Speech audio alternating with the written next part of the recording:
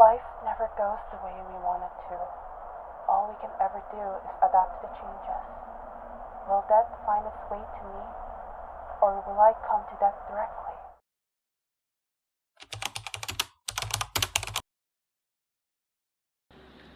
Kara's Garden is a very short psychological horror visual novel published back in June of 2024.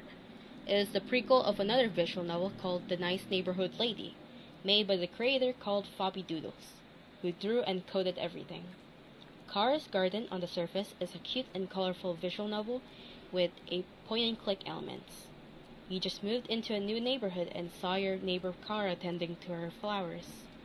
She then invited you over to her garden and home for a cup of tea.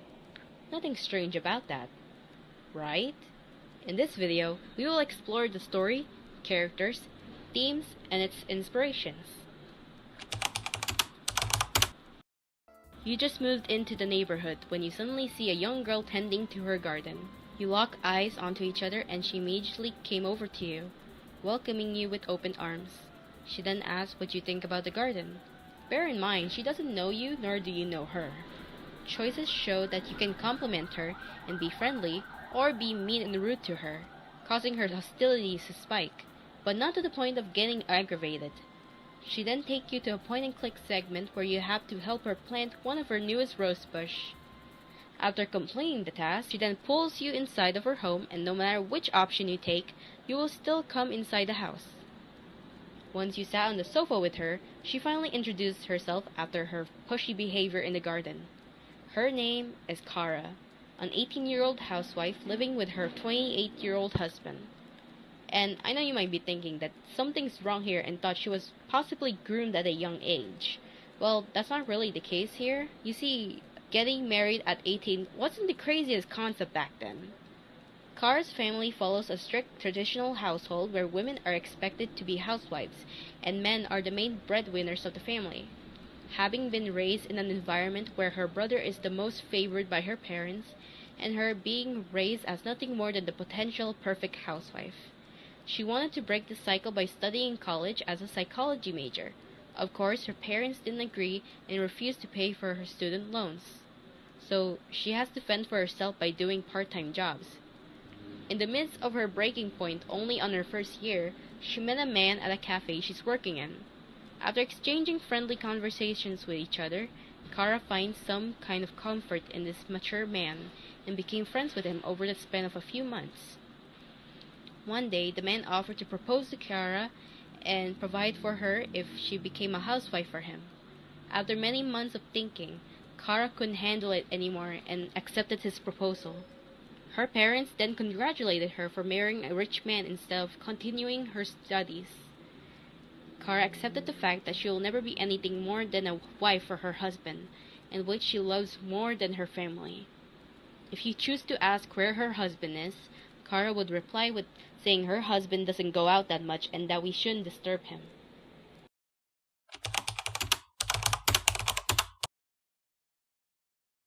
After listening to Kara's rambles about her husband, the player was given a choice where they can stay put and wait for the snacks or explore the house.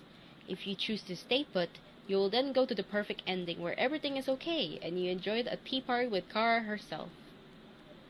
The other option is to explore the house. Here you can look at her wedding photo, take a jar of candy in her bathroom cabinet for some reason, or go upstairs to see the bedroom to her husband is locked.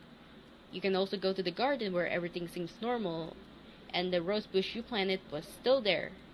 But what you didn't know is that you can actually click on it, and there's an option to uproot the rose for some reason. After digging it out, there you obtain the key. Knowing what the key is for, you decide to go upstairs again and make an attempt in opening the door. That was until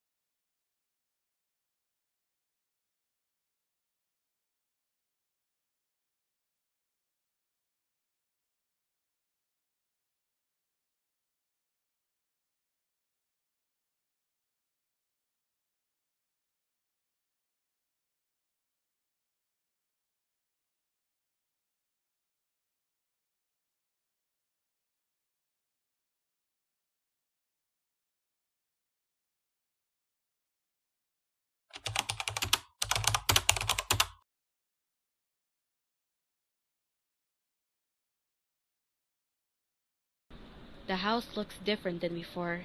It was more black and white rather than colorful. What you didn't expect is that Kara was all over the place and was somehow alive? The first Kara was in the kitchen washing the dishes. You see her completely mutilated with roses growing inside of her eye sockets.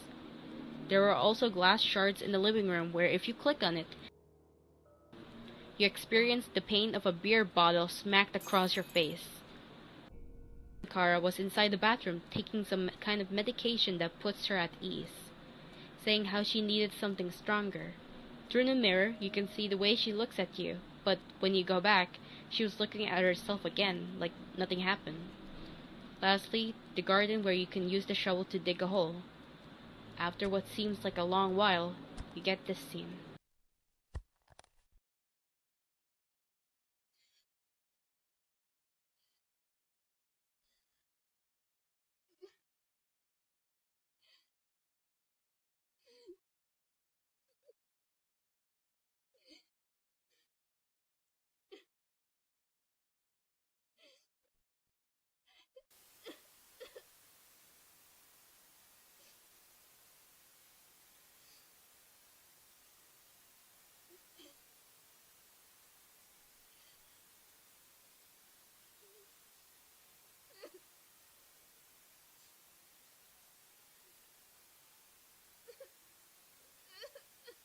If you say yes, you will go to the bad end where you admit that you, the player, murdered the man and buried him in the garden, locking yourself up due to guilt. If you say no, you have a chance to redeem yourself and gain a key to the attic. The bedroom door was tarnished with disturbing doodles and dried up blood. Inside seems to be a normal bedroom, but with a key, you can now go up the attic. As you go up the attic, you're offered the choice to turn on the light or carry on with the darkness. The second option sends you straight to the perfect ending like nothing ever happened. The first choice lets you see that there's a teddy bear hanging at the ceiling in a rather disturbing position.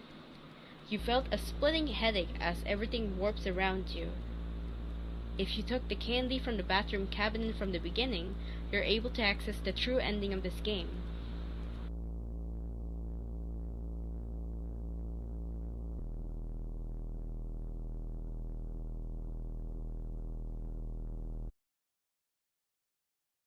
The teddy bear was no longer there.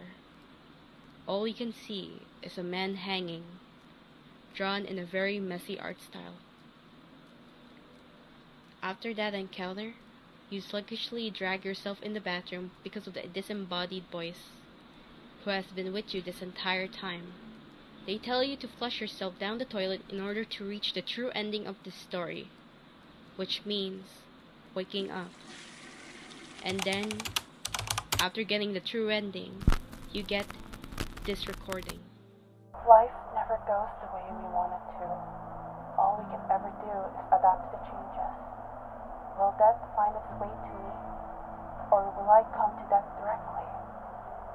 Will I continue breathing with the little hope I have, or just find the day when I can finally end it all? I can finally live the way I want it, but why is it so hard to take action? The past keeps on creeping, even when I'm emotionally numb to it all. Who knows?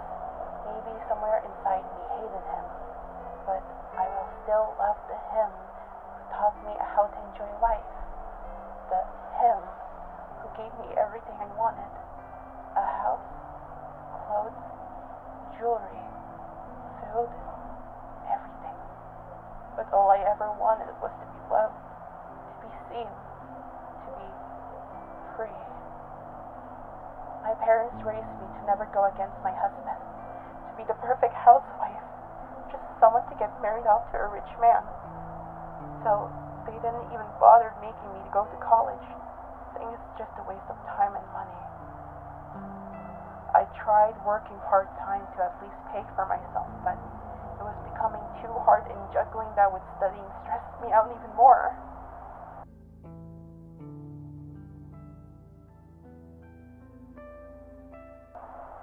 I took the easy way out. I thought I could finally find happiness.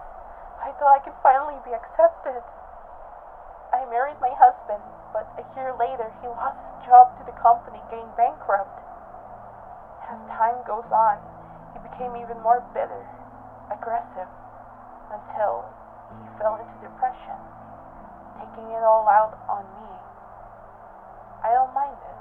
After all, he's the only person I have in this world. To forget is to escape, and to escape is to never wake up in a never-ending dream where everything is alright.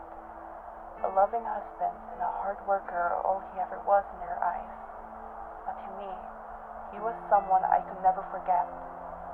Someone who left a scar in my heart. He had been missing for years, but the truth was more painful than that. Was it my fault? Yes. Did I regret hiding the truth? Yes.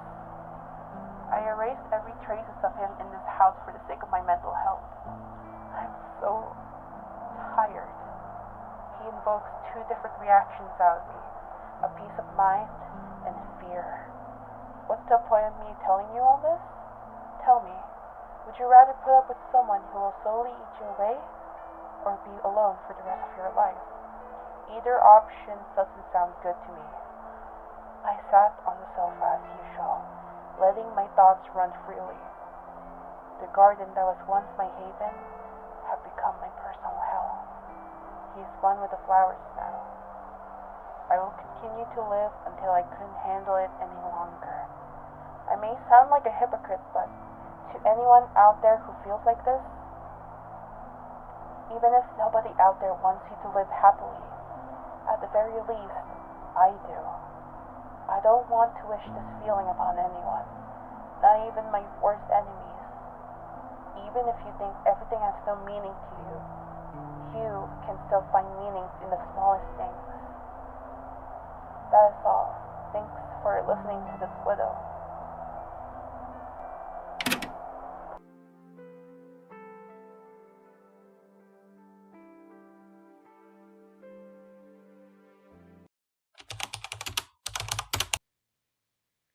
The creator takes its inspiration heavily from certain games like Omori and the point-and-click mechanic with underlying horror elements from lazy games. This visual novel almost didn't see the light of day due to the creator's lack of motivation and inexperience in coding. But throughout her summer break from university, she was able to complete a short yet meaningful message. According to the creator, Fapi, everything about Kara's situation is based on real life, from toxic traditional family traits to the struggles of being a housewife and the feeling of being powerless with no family support and no stable income to back up with. There are also themes of coping with depression experienced by our main character, Kara. The plot twist in the end says everything. We, the player, are Kara, a part of her, that is. Exploring her subconscious and unconscious mind, delve deeper into her repressed memories of the day she goes insane, thinking she was responsible for the death of her husband, when in reality her husband succumbed to depression and ended his own life. The candies represents antidepressants and her dependence on them.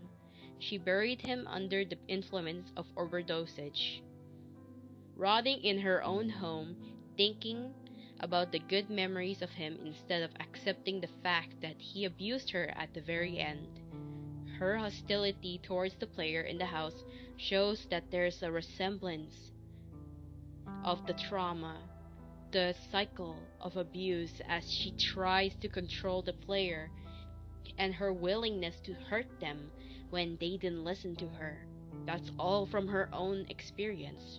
Her denial and beliefs that no matter how terrible her husband is, she was still willing to stay with him because she loved what he used to be, and that his abuse will end.